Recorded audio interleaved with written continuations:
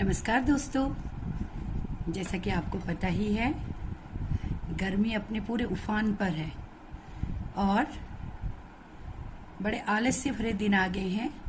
इस आलस्य को दूर भगाने के लिए मन किया कि एक बहुत अच्छी सी क्रिएटिविटी लेकर आएं। तो ये देखिए, मेरे पास एक सिरामिक पॉट पड़ा हुआ है जो मेरे बच्चों ने मुझे मेरे बर्थडे पर गिफ्ट किया था, लेकिन तब से अभी तक इसका मैं यूज़ नहीं कर पाई। और आज मन किया कि इसमें कुछ सकुलेंट्स प्लांट्स बोए जाएं और थोड़ा सा इनोवेशन, थोड़ा सा क्रिएशन। अगर गूगल उसे सलामत रहने दें तो कोशिश करते हैं कि इसको एक मिनिएचर गार्डन में कन्वर्ट करें। प्रयास करना हमारा काम है, ज़्यादा गूगल की कृपा कि किसी चीज़ को वो डिस्ट्रैक्ट न कर दे। तो चलिए, ये देखिए, ये है सिरामिक पॉट जिसमें बहुत बड़ा होल है नीचे से। तो इस होल को मैं पत्थर से बंद ना कर इसे मैं कॉटन के कपड़े से बंद करती हूँ। ये देखिए, मैंने एक कॉटन का कपड़ा लिया हुआ है। क्योंकि इसमें मैं मेनली सकुलेंट प्लांट बोऊंगी जिसको पानी की बहुत कम ज़रूरत होती है। और अगर इसमें हम कॉटन का कपड़ा रख दें तो पानी इसमें इजीली नीचे से रिस जाएगा, यानी नीचे को ड्रेन हो जाएगा। और इसमें अब भरूंगी मैं सैंडी सॉइल। उसमें मैंने थोड़ा सा गार्डन सॉइल मिक्स करी है। ये देखिए, मैं इसमें मिट्टी लेकर आई हूँ, इसे मैं फिल करती हूँ और साथ ही साथ मैं बहुत सारे प्लांट्स लेकर आई हूँ। तो चलिए अब शुरू करते हैं एक क्रिएटिविटी जो शायद आपको पसंद आए। पहले मैं इसमें मिट्टी भर लेती हूँ, फिर मैं आपको दिखाती हूँ। ये देखिए, मैंने अपने फेयरी गार्डन के लिए मेनली चूज़ किया है इन सकुलेंट प्लांट्स को। और आप देख सकते हैं बहुत ही छोटे छोटे, बहुत प्यारे ये प्लांट वेजिटेटिवली ग्रो हुए हैं। This is called vegetative propagation. तो अब मैं यहाँ से कलेक्ट करके ले जाऊंगी और उसके बाद बनाऊंगी fairy garden by these plants. ये देखिए, इतने सारे चूज़ कर लिए हैं और भी चूज़ करेंगे और इसको बाद इसको लेकर चलते हैं अंदर। ये देखिए फ्रेंड्स, इसमें मैंने मिट्टी भर ली है, बहुत ही अच्छी पोरस मिट्टी। और साथ ही साथ कॉर्नर में एक कंटेनर थोड़ा सा ऊंचा करके रख दिया है। इसके नीचे बेस में मैंने कुछ एक्स्ट्रा जो लिट पड़ी हुई थी वो रखी और ऊपर से ये रख दिया। तो देखिए, अब इसका हम क्या यूज करेंगे मैं आपको दिखाती हूँ।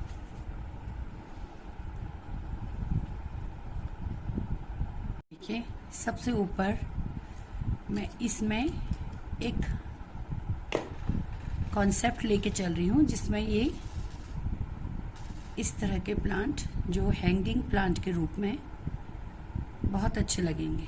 आप देख सकते हैं, ये है इसके नीचे की कुछ, ये देखिए मैंने इसे डाल दिया है कंटेनर में। ये देखिए, इसको भी मैं इस तरह से डाल दूंगी। ये देखिए,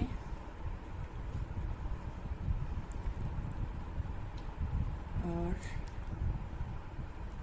आप देख सकते हैं इसे भी नीचे की कुछ जो इसकी लीव्स है इसे हटाकर, बहुत ही ज़्यादा फ्रेजाइल होता है ये, एकदम से इसकी पत्तियाँ टूट पड़ती हैं। ये देखिए, ऊपर से एक दो और डालकर मैं आपको इसमें बोकर मैं आपको दिखाती हूँ। ये देखिए फ्रेंड्स, इसमें मैंने ये बो दिए हैं। अभी तो ये स्ट्रेट हैं, लेकिन कुछ दिनों बाद ये नीचे को गिर जाएंगे। तो इसमें से ये नीचे को गिरते हुए बहुत ही खूबसूरत लगेंगे। अब बात करते हैं हम नीचे की डेकोरेशन और नीचे की प्लांटेशन की, जो हम इस कंटेनर में बोएंगे। ये देखिए, बीच का पोर्शन मैं थोड़ा सा डेकोरेशन के लिए छोड़ दे रही हूँ और किनारे से मैं बहुत सारे प्लांट्स लेकर आई हूँ। ये देखिए, इन्हें मैं 1 बाय 1 अब बोऊंगी। इन्हें मैं बोऊंगी 1 बाय 1 कॉर्नर से, यानी इसकी पेरीफेरी से। फिर देखते हैं कि किस तरह से बहुत सारे प्लांट्स लेकर आई हूँ। ये देखिए, अलग अलग तरह के सकुलेंट इन्हें मैं बोऊंगी और फिर मैं आपको दिखाती हूँ कि ये कैसा लगता है। ये देखिए, इस तरह की प्लांट्स भी बहुत ज़्यादा एराइज हुए हैं। इसे भी हम इसी में बो देंगे तो ये बहुत ही खूबसूरत लगेंगे। ये देखिए, ये वेजिटेटिवली बहुत अच्छी तरह ग्रो हो जाते हैं और कुछ दिन बाद इनकी ग्रोथ काफ़ी अच्छी हो जाएगी और ये फिर और खूबसूरत लगेंगे। ये देखिए, जहाँ भी इसकी पत्तियाँ गिरती हैं उसी में नया प्लांट ग्रो हो जाता है। अगर आप चाहें तो मैं इसकी वीडियो बनाकर भी आपको दिखा सकती हूँ कि किस तरह से हम इन्हें वेजिटेटिवली ग्रो कर सकते हैं। ये देखिए, ये भी एक छोटा सा प्लांट है, बहुत खूबसूरत। इसे भी हम अभी बो देंगे और कुछ दिनों बाद मैं अपडेट दूंगी कि ये प्लांट्स कितने बड़े और कितने खूबसूरत हो जाते हैं। ये देखिए, एक साइड मैंने सब एक तरह के सकुलेंट बो दिए हैं। अब दूसरी साइड हम दूसरे टाइप के सकुलेंट बोएंगे। मैं इसे पूरा कवर अप करके आपको दिखाती हूँ। फ्रेंड्स, ये देखिए, इस साइड सारे सकुलेंट बो दिए हैं। अब ये एक टूटा पॉट था, उसकी जो पीसेज हैं उसकी हेल्प से थोड़ा सा मैं कुछ इनोवेशन करूँगी और पहले से मैं कलर कर लेती हूँ और उसके बाद इन्हें 1 बाय 1 एक पाथ टाइप का बनाऊंगी। फिर देखते हैं हम कि ये कैसा लगता है, क्योंकि इसमें सिर्फ मैं जो ये ब्रिक है या जो स्टोन है वही यूज कर सकती हूँ, क्योंकि कुछ और चीज़ यूज़ करी तो गूगल का अटैक हो जाएगा। इसीलिए कोई और चीज़ जो दिमाग में सोची थी वो मैं ये नहीं यूज कर पा रही हूँ। तो देखते हैं इस तरह के जो वेस्ट मटेरियल है उससे ये कैसा बनता है, फिर मैं आपको दिखाती हूँ कि ये कैसा बनता है। तो चलिए, पहले मैं इनको कलर कर लूँगी। तो देखिए, ये बन गया है मेरा एक छोटा सा गार्डन। तो आज मैं छोटे बच्चों को इस गार्डन से रिलेटेड एक कहानी सुनाती हूँ। एक बहुत अच्छी स्टोरी दिमाग में आई और मन किया कि अपने प्यारे प्यारे बच्चों को स्टोरी सुनाई जाए। तो देखिए, ये एक छोटा सा टापू है और इस टापू में एक राजा अपनी प्यारी सी बेटी के साथ रहता था। लेकिन जैसे जैसे उसकी बेटी बड़ी होने लगी तो वहां पर एक बहुत ही दुष्ट प्रकार का मनुष्य, जिसे राक्षस भी हम कह सकते हैं, वो रहता था। उसकी नजर उस राजा की बेटी पर पड़ी और उसका मन किया कि इसका अपहरण कर लिया जाए। जब उसने 2-4 लोगों से ये बात कही तो ये बात राजा के कानों तक पहुंची और जैसे कि हर पिता को अपनी बेटी का ध्यान होता है, तो राजा ने भी उस जो बदनीयत वाला पुरुष था उससे बचाने के लिए अपनी बेटी के लिए एक बहुत ही सुंदर महल बनाया। और उस महल को देखकर लगता ही नहीं था कि ये महल है। बाहर से बिल्कुल काले रंग से एक बिल्कुल सिलिंड्रिकल शेप का उसने महल बनाया, जिसे देखकर बाहर से कोई भी अंदाजा नहीं लगा सकता था कि इसके अंदर महल है। हम इमेजिन कर सकते हैं कि इस डिब्बे के अंदर राजा ने अपनी बेटी के लिए महल बनाया और उसके ऊपर से उसने इस तरह की संरचना करी कि उसमें खूब सारे पेड़ पौधे लगा दिए और उसके अंदर महल में अपनी बेटी को सुरक्षित रखा। और उसने अपने महल का जो इंफ्रास्ट्रक्चर है इस तरह से बनाया।